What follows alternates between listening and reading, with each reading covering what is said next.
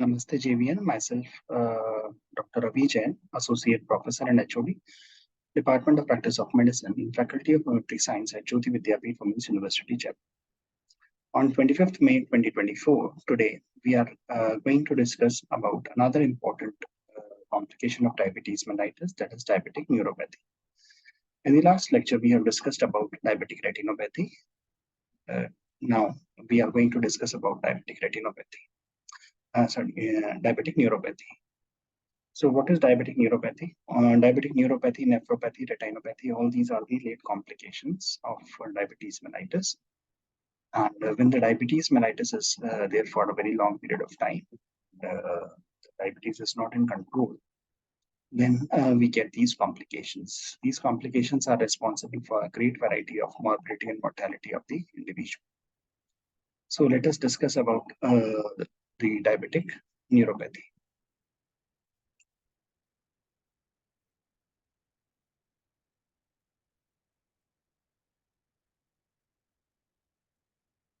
What is diabetic neuropathy?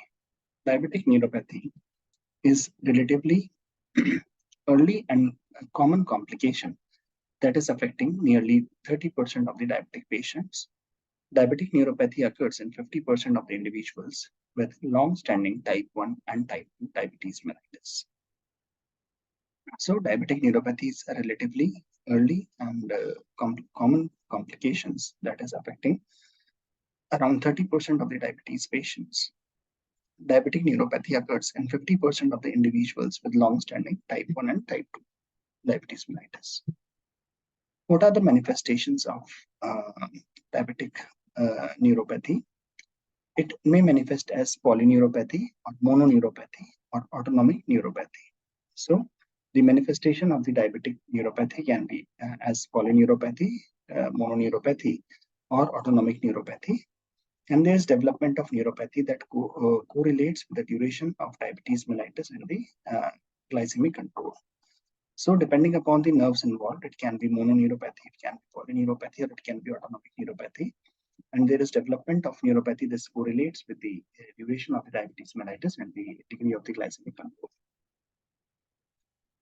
What are the risk factors? The risk factors of diabetic neuropathy includes the body mass index. The greater the body mass index, the greater is the risk for neuropathy. The smoking, the presence of cardiovascular disease with elevated triglycerides and hypertension is also associated with diabetic peripheral neuropathy. So the risk factors includes the body mass index. The greater is the body mass index, the greater is the risk for neuropathy. Smoking, the presence of cardiovascular disease, elevated triglycerides, and hypertension. This is also associated with diabetic peripheral neuropathy. Let us discuss these neuropathies one by one. Polyneuropathy or mononeuropathy. The most common form of diabetic neuropathy is the distal symmetrical polyneuropathy. This presents with distal sensory loss and pain. So, polyneuropathy presents with distal sensory loss and pain. 50% of the patients do not have symptoms of neuropathy, while the rest have hyperesthesias, paresthesias, and dysesthesias that can occur. So in case of polyneuropathy or mononeuropathy, most common form of diabetic neuropathy, it is the distal symmetrical polyneuropathy. This is presenting with distal sensory loss and pain. 50% of the patients do not have a symptom of neuropathy. It can present, in the rest, it can present as hyperesthesias, paresthesias, and dysesthesias that can also occur. Now, what are the symptoms of neuropathy? Symptoms of neuropathy includes the sensation of numbness, tingling, sharpness, burning, beginning in the feet and spreading proximally. The pain typically involves the lower extremities and is present at rest and is worsened at night. It can occur in two forms, the acute neuropathy that is less than 12 months duration, chronic neuropathy that is more than 12 months in duration. So the pain typically involves the lower extremities and is present at rest and is worsened at night. This can occur in two forms, acute with less than 12 months duration and chronic with more than 12 months duration. The acute form is sometimes treatment related, occurring in context of improved glycemic control. As the diabetic neuropathy is progressing, the pain subsides and eventually disappears, but sensory deficit in the lower extremities persist. So the acute form is sometimes treatment related, occurring in context of improved glycemic control. As the diabetic neuropathy is progressing, the pain is subsiding and eventually disappearing, but sensory deficit in the lower extremities is persisting. The physical examination reveals sensory loss, the loss of ankle deep tendon reflex, abnormal position sense.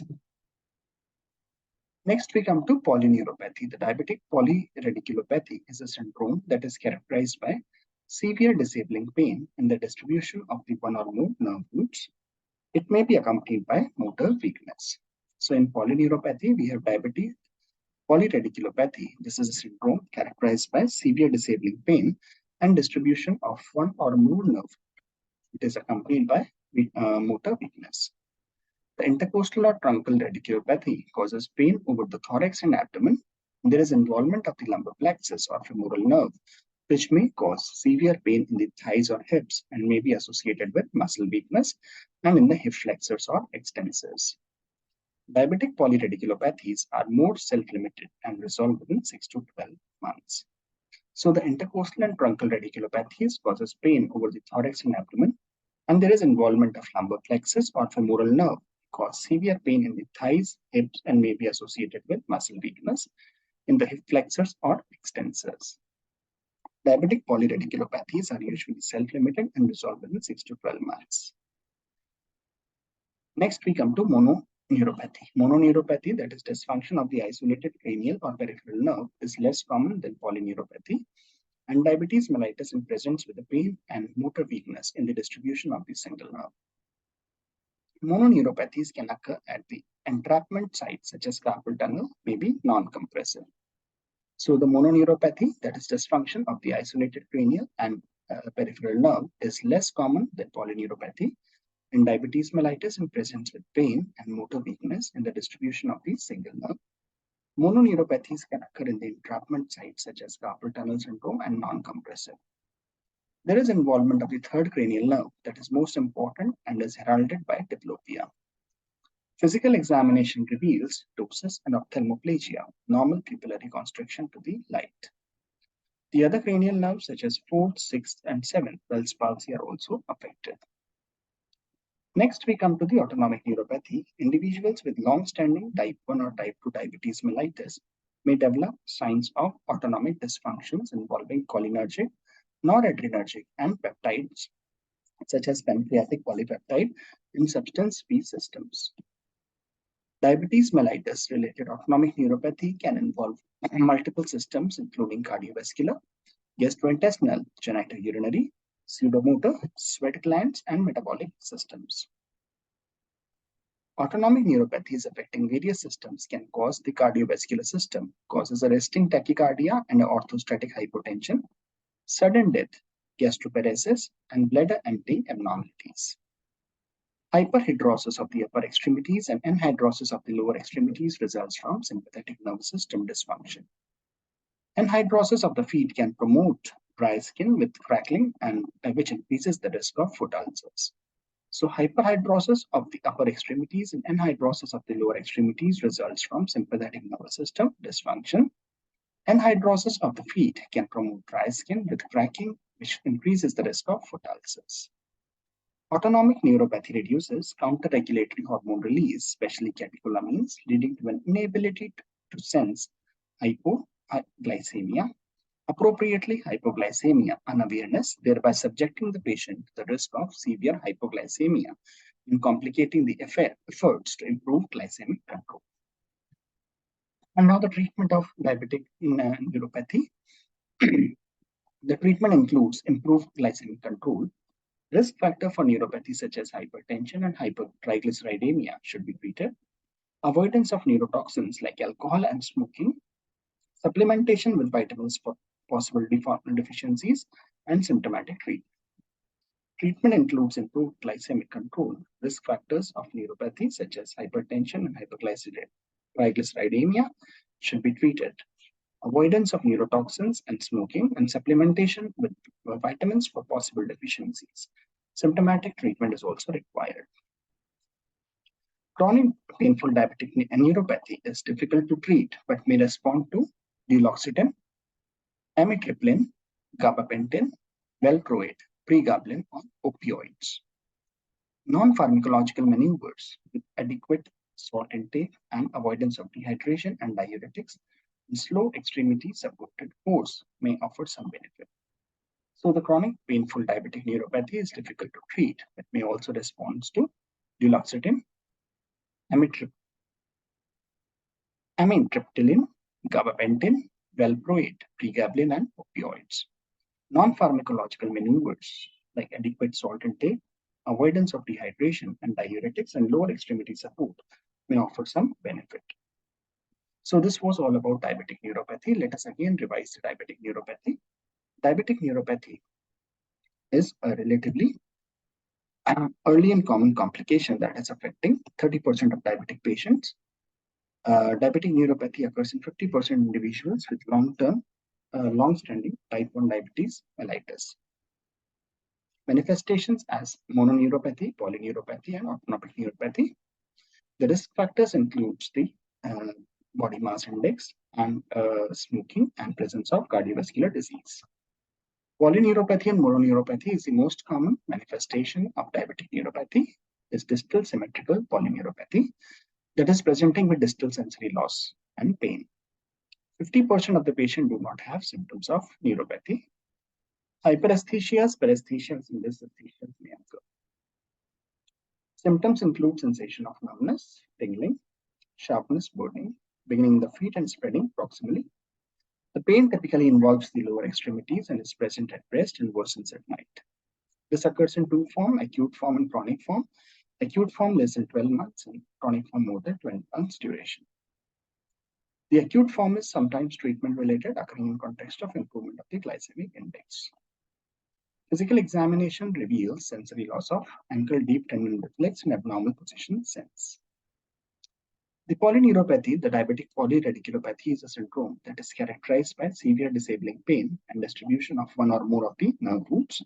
This may be accompanied by motor weakness.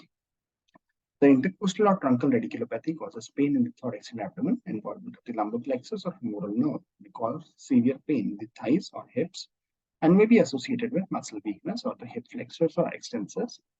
Diabetic polyradiculopathies are usually self-limited, resolving in 6 to 12 months. Mononeuropathies is less common than polyneuropathy and presenting as pain and motor weakness and distribution of the single nerve. Mononeuropathies can occur at entrapment of sites such as carpal tunnel syndrome to be non-compressive. Involvement of the third cranial nerve is most important and heralded by diplopia. Physical examination reveals doses of teleplegia and normal pupillary reconstruction. Other cranial nerve involved are 4th, 5th, 6th, and 8th. Autonomic neuropathy with a long-standing type 1 or type 2 diabetes mellitus is a sign of autonomic dysfunction involving cholinergic, noradrenergic, and peptidodergic systems. Autonomic neuropathy is related to the cardiovascular system, gastrointestinal, genitourinary, pseudomotor, and metabolic systems. Autonomic neuropathy affecting various systems can cause, in the cardiovascular system, they can cause resting tachycardia and orthostatic hypotension. Sudden death can be there, gastroparesis and bladder emptying abnormalities, hyperhidrosis of the upper extremities and anhidrosis of the lower extremities. This reduces counter-regulatory hormone release, leading to inability to sense hypoglycemia and a risk of severe hypoglycemia and complicating the efforts to improve the glycemic control. The treatment includes the improved glycemic control. Risk factors of neuropathy such as hypertension and hypertriglyceridemia should be treated. Avoidance of neurotoxins and smoking, supplementation with the vitamins for possible deficiencies, and symptomatic treatment. Chronic painful diabetic neuropathy is difficult to treat but may respond to duloxetine, amitriptyline, gabapentin, valproate, pregabalin, and opioids, and non-pharmacological maneuvers and diuretics and lower extremity support may offer some benefit. So this was all about diabetic neuropathy. I hope you must have understood the session properly. In the next lecture, we will be discussing about diabetic nephropathy. So this was all for today. Thank you very much. Have a good day.